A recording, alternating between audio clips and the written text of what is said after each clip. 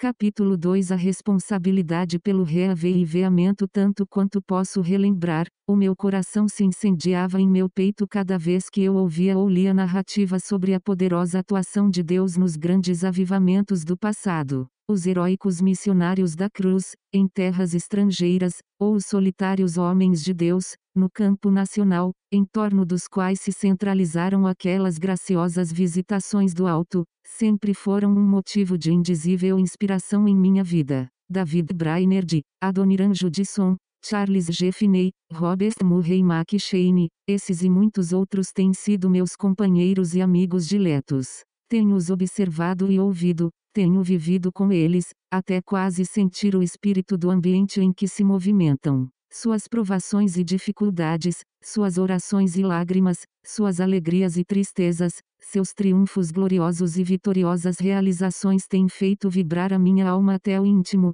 e tenho me prostrado de rosto em terra, exclamando juntamente com o profeta dos dias antigos: ou se fendesses os céus, e dissesse se os montes tremessem diante da tua face. Isaías 64:1. O chamado Grande Despertamento do século XVIII, sob a liderança de John Wesley, a vibrante manifestação irlandesa de 1859, a gloriosa visitação norte-americana do século XIX, sob Charles G. Finney, e o poderoso reavivamento do país de Gales, em 1904 e 1905, são fenômenos espirituais que têm sido minha comida e minha bebida há anos. Tenho ouvido novamente os soluços e gemidos incontroláveis dos que se convenceram do pecado, o clamor amargo dos penitentes, e as expressões de indizível alegria dos libertados. E em meu íntimo, tenho suspirado para que haja outras manifestações como essas da presença e do poder de Deus.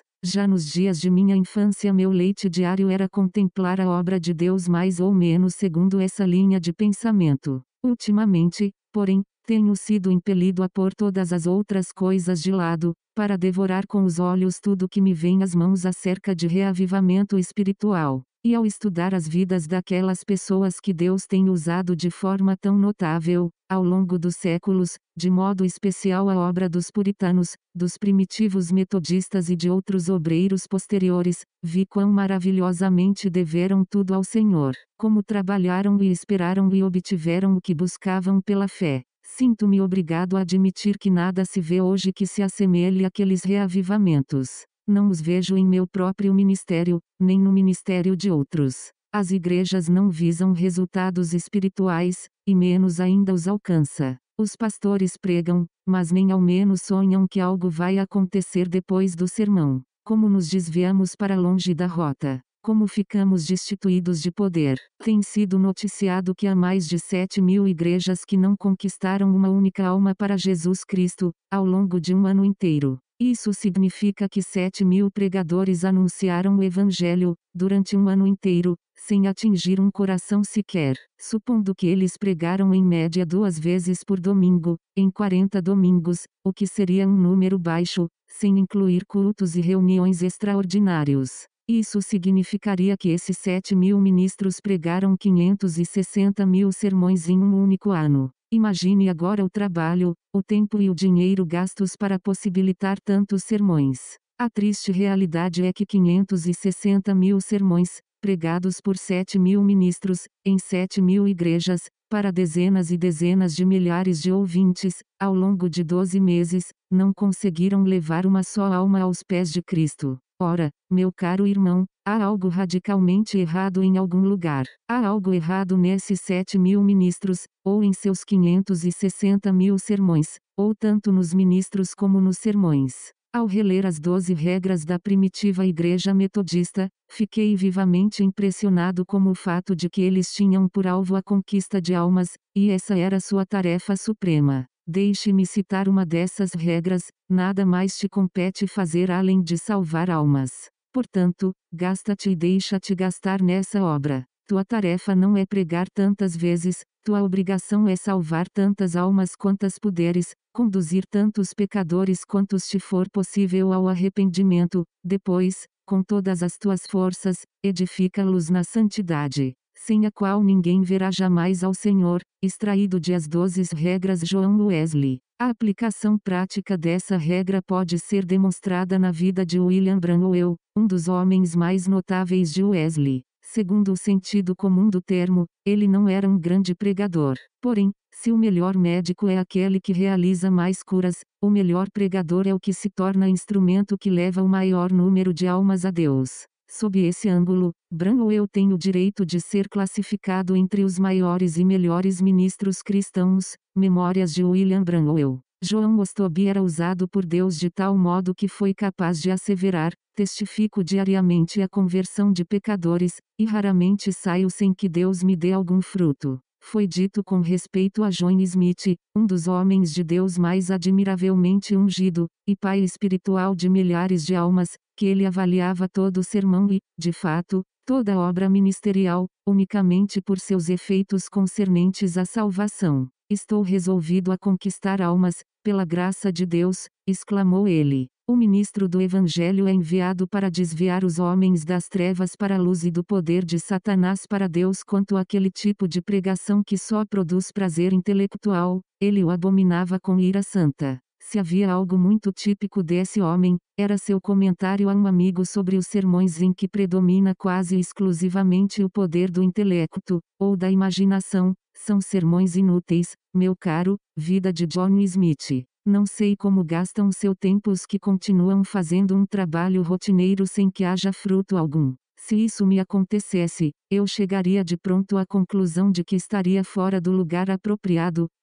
Taylor. Se o vosso coração não estiver fixo no objetivo de vosso trabalho, e não ansiais pela conversão e dedicação de vossos ouvintes, nem estudais nem pregais com essa esperança, não podereis ver muito fruto, apesar de todo o vosso trabalho. Eis uma prova horrorosa de que o coração do obreiro é falso e interesseiro, quando ele se satisfaz ao continuar tentando, ainda que não veja nenhum fruto de seu trabalho. Richard Baxter. Foi aí que passei a confrontar os resultados de meu ministério com as promessas de Deus. Li em Jeremias 23 e 29, não é a minha palavra como fogo, diz o Senhor, e como o martelo que esmiuça a penha é em Efésios 6 e 17, tomai também, a espada do Espírito, que é a palavra de Deus. Quanto mais eu ponderava sobre isso, mais convencido eu ia ficando de que, no meu ministério, a palavra de Deus não era fogo, nem martelo e nem espada. Não queimava, nem despedaçava e nem cortava. Não havia resultado espiritual. Contudo, Hebreus 4 e 12 diz que, a palavra de Deus é viva e eficaz, mais cortante do que qualquer espada de 2 gumes, e penetra até ao ponto de dividir alma e espírito, juntas e medulas. E é apta para discernir os pensamentos e intenções do coração. Eu nunca havia encarado a palavra sob esse prisma, mas John Wesley assim havia. John Smith era constante observador desse fenômeno. David Brainerd pôde contemplar o fio cortante da palavra de Deus, mas eu não. Assim será a palavra que sair da minha boca, ela não voltará para mim vazia, mas fará o que me apraz, e prosperará naquilo para que a enviei. Isaías 55 e 11. Eu sabia que essa maravilhosa promessa não se estava cumprindo na minha pregação. Eu não possuía evidências, como as que foram dadas a Paulo, a William Branwell e a Charles G. Finney, de que a palavra de Deus nunca retorna vazia. No entanto, eu tinha o direito de receber tais evidências. Não seria de admirar, pois, que eu começasse a desafiar minha própria pregação. O problema dizia respeito a meus sermões e também a minha vida de oração. Minha vida de oração também tinha de ser desafiada e testada por meio dos resultados obtidos. Fui forçado a admitir que não se cumpria em minha experiência a confiante afirmação de Jeremias 33 e 3, clama a mim, e responder-te-ei, e anunciar-te-ei coisas grandes e ocultas que, não sabes. Essas coisas grandes e ocultas eram testemunhadas quase que diariamente por Evan Roberts, Jonathan Goforth e outros, mas não por mim. Minhas orações não eram definidas e diariamente respondidas. Por conseguinte, para mim não eram reais as declarações de João 14 e 13, e farei tudo o que pedirdes em meu nome, para que o Pai seja glorificado no Filho. Se me pedirdes alguma coisa em meu nome, eu o farei. Para mim essas promessas não eram vitalmente importantes, já que eu pedia tantas coisas e não as recebia, o que está em desacordo com a promessa acima. Foi assim que percebi que havia algo radicalmente errado em minha vida de oração. Foi quando li a autobiografia de Charles G. Finney e descobri que ele havia experimentado o mesmo fracasso. Impressionava-me particularmente, narra Finney, o fato que as orações que eu tinha ouvido, semana após semana, até onde eu podia perceber, não eram respondidas. Realmente, pelo que diziam em suas orações e também no decurso de reuniões e cultos, os crentes que haviam orado não achavam que elas haviam sido respondidas.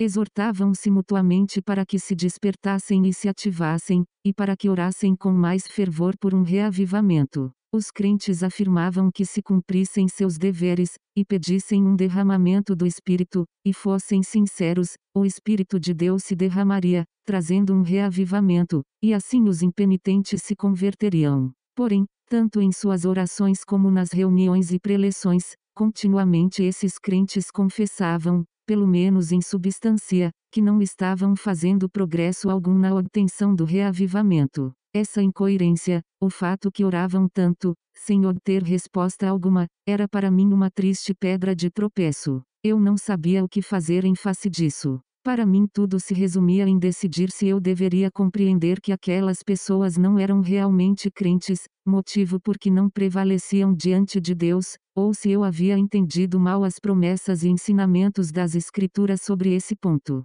Quem sabe eu deveria concluir que a Bíblia não diz a verdade. Ali estava algo inexplicável para mim, e houve um período em que, segundo me pareceu, quase fui atirado às garras do ceticismo. Ficou bem patente para mim que os ensinamentos bíblicos de forma alguma eram coerentes com os fatos que ocorriam perante os meus olhos. Certa vez, num culto de oração, alguém me perguntou se eu queria que orassem por mim. Respondi negativamente, porque eu via que Deus não lhes respondia as orações. Repliquei o seguinte: acho que necessito de orações, pois estou cônscio de que sou um pecador, mas não vejo como essas orações me trarão proveito. Os irmãos estão continuamente pedindo, mas nada recebem. Estão orando por um reavivamento desde que cheguei a Adams, mas até hoje não o receberam. Quando John Wesley concluía sua mensagem, clamava a Deus para que confirmasse a sua palavra, para que a pusesse o seu selo e para que desse testemunho de sua palavra. E assim Deus fazia. Os pecadores eram tocados imediatamente, e começavam a clamar pedindo misericórdia, sob tremenda convicção de pecado. E pouco depois, em um momento, era-lhes concedida a liberdade de alma, tomados todos de inexprimível alegria, reconhecendo a realidade de sua salvação. Em seu admirável diário, Wesley registra o que os seus olhos viram e seus ouvidos ouviram. Com estas palavras, compreendíamos que muitos ficavam chocados pelos clamores daquelas pessoas sobre quem o poder de Deus descia. E entre esses críticos, havia um médico que temia muito houvesse fraude ou impostura da parte das pessoas. Hoje, uma senhora quem ele conhecia havia muitos anos, foi a primeira a prorromper em fortes clamores e lágrimas.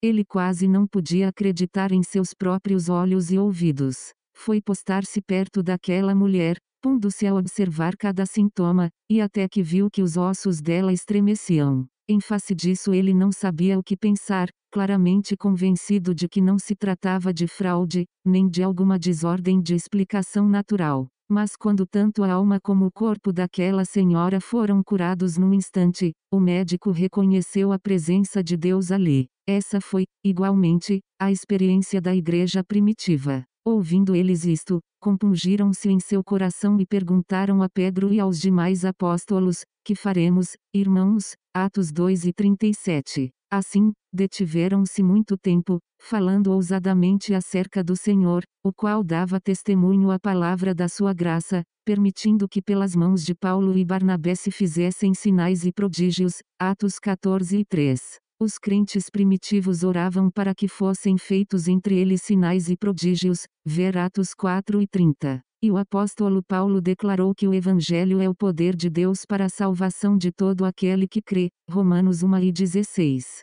No entanto, eu desconhecia tudo isso em meu ministério. No reavivamento irlandês de 1859, sinais e prodígios eram vistos por toda parte. Entre os primitivos metodistas, era uma ocorrência diária. Para mim, todavia, o Evangelho não era o poder de Deus para a salvação. Deus não confirmava a sua palavra, nem apunha o seu selo e nem dava testemunho da sua palavra quando eu pregava. Contudo, eu sabia que tinha o direito de esperar essas manifestações, porquanto o próprio Senhor Jesus fizera tais promessas.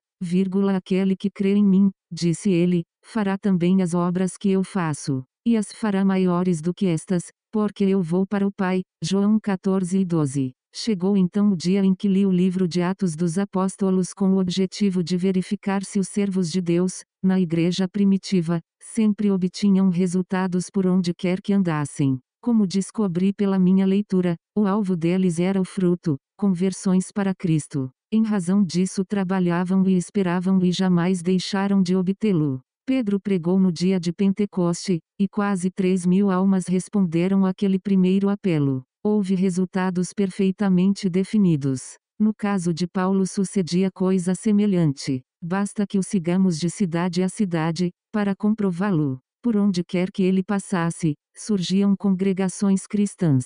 Veja como os resultados são registrados de modo repetitivo ao longo do livro de Atos. E naquele dia agregaram-se quase 3.000 pessoas. 2:41. A mão do Senhor era com eles, e grande número creu e se converteu ao Senhor. 11:21. E muita gente se uniu ao Senhor. 11:24. E falaram de tal modo que creu grande multidão, tanto de judeus como de gregos. 14:1. Alguns creram e ajuntaram-se com Paulo e Silas, e também grande multidão de gregos devotos e não poucas mulheres de posição. 17:4. Todavia, aderiram alguns homens a ele, e creram. 17:34. E Paulo foi capaz de referir-se ao que por seu ministério Deus fizera entre os gentios. 21:19. Como eu estava longe disso tudo. Como eu havia fracassado. Havia falhado exatamente naquela parte do ministério para o qual Deus me chamara. Raramente eu poderia escrever, após haver pregado, que muitos, crendo se converteram ao Senhor, ou mesmo que alguns creram. Também não me encontrava em posição de relatar juntamente com Paulo aquilo que por meu ministério Deus fizera entre os gentios. O Senhor nos assegura, clara e enfaticamente, que é de sua vontade que cada um dos seus servos produza muito fruto. Não fostes vós que me escolhestes, mas fui eu que vos escolhi,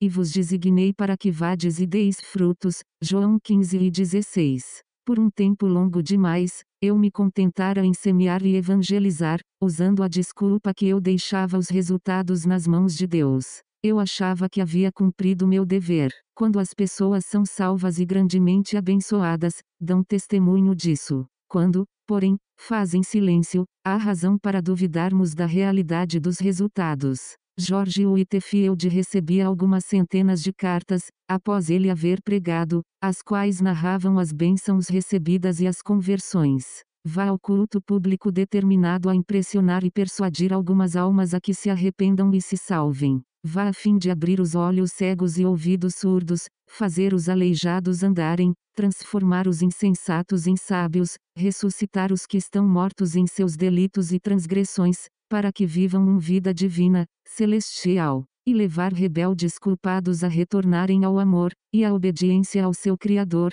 por meio de Jesus Cristo, o grande reconciliador, a fim de que sejam perdoados e salvos. Vá a fim de exalar o perfume de Cristo e do Evangelho perante toda a Assembleia, e atrair as almas para que participem de sua graça e glória. Dr. Watts. Existem pessoas que acreditam possuir talentos especiais para a edificação dos crentes, pelo que se dedicam inteiramente a esse ministério especial. Foi assim que me desviei e entrei no atalho secundário. Achava que tinha dons especiais para ensinar os jovens crentes a respeito da vida mais profunda. Por isso preparei alguns sermões, com a ideia de consagrar meu tempo a essa tarefa, até que Deus, em misericórdia, abriu os meus olhos e me mostrou quanto eu havia afastado da trilha certa. Nada existe capaz de aprofundar tanto a experiência cristã, edificar os crentes e firmá-los na fé tão rápida e completamente, como deixar que contemplem a salvação de almas.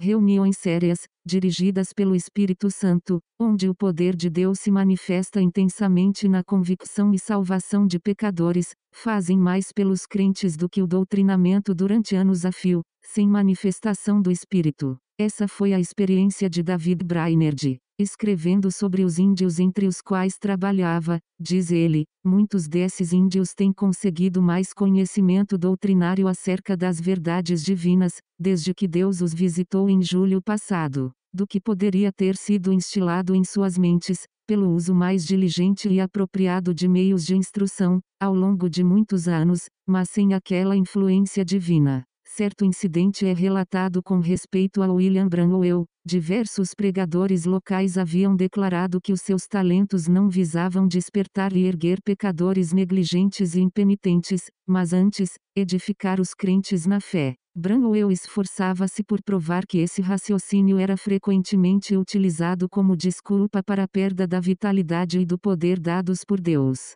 Embora alguns pregadores realmente possam ter recebido um talento especial com vistas ao consolo e edificação dos crentes, os verdadeiros servos de Cristo, aqueles que ele tem enviado à sua seara, podem dedicar-se a todo tipo de trabalho. Sabem arar, escavar, plantar, semear, aguar e outros serviços. E exortava fervorosamente os pregadores a que não se satisfizessem enquanto não vissem o fruto de seus esforços, na forma de despertamento e conversão de pecadores. A edificação dos crentes, em sua santíssima fé, era um dos principais objetivos do ministério de Smith. Ele jamais consideraria bem-sucedida essa modalidade de trabalho, se os resultados não fossem medidos em termos de pecadores convertidos. Vida de John Smith. Quem mais segura e perfeitamente edifica os crentes é aquele que mais ardente e biblicamente trabalha na conversão de pecadores. Vida de John Smith. O trabalho entre os crentes,